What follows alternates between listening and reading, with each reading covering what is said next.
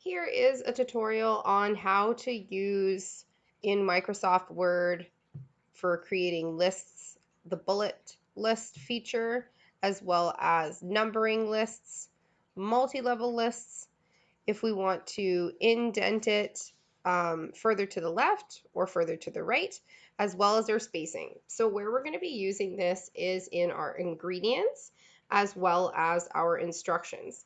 So for the ingredients section, we're going to be using the bullets list, which is just this icon right here and drop down menu. And for instructions, we are going to be using numbering. Okay, so let's say we've searched up a recipe and I've already typed one in here. We're just going to click on it. So we can use our shortcuts that we talked about in the last assignment to copy and paste the information, but you guys are going to have to edit it and format it so that it's all consistent and the same. So I'm just going to go ahead and copy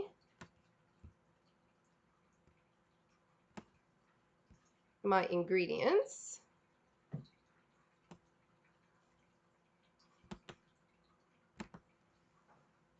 Go back to my Word document, and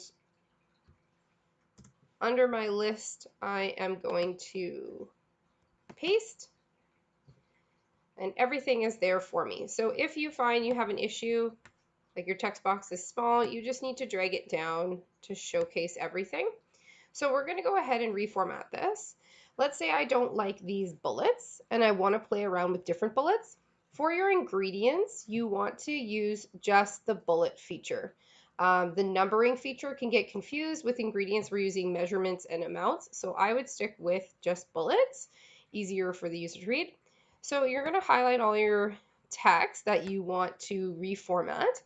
And we're going to go over to bullets, and these are all of our different options that we could choose. So if we wanted check marks, we could use what's already currently existing, but I do want to see that you've changed it to something. We have squares, we have some different features here as well. So let's say this is what I want to use for mine. And now I feel there's kind of some unused space here on the left. And this list is pretty long. It takes up a large part of my page. And for my recipe, I would like it all to fit on one page. So every recipe must fit on one page. So I have my text highlighted. I'm going to play around with just the spacing. So if I selected one here, it's going to make it smaller, which looks better. You could also remove your spacing before your paragraph, remove it after. I feel like I use up less space when I hit one, so that's what I'm going to do. I'm noticing down here that there is this page break in here. So what I might do, because that formatting already exists, is just move it up and sometimes it's finicky. You might have to go in and retype the item, and that'll work a little bit better for us.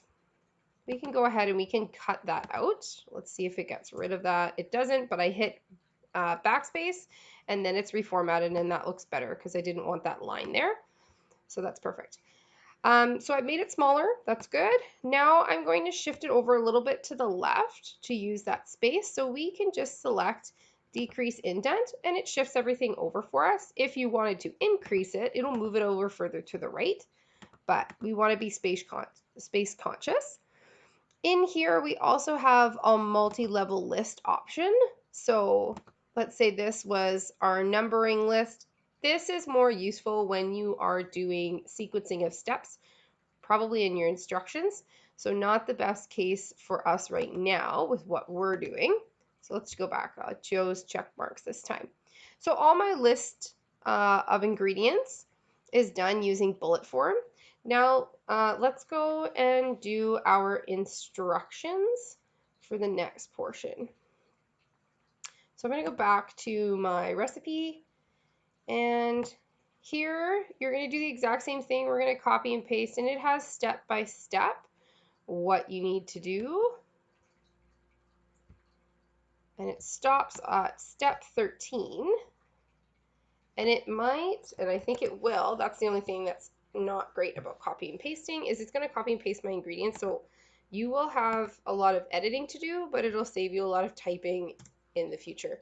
So I'm just going to go ahead and paste all that in my text box and start deleting because I already have my ingredients listed above, so I don't need this information.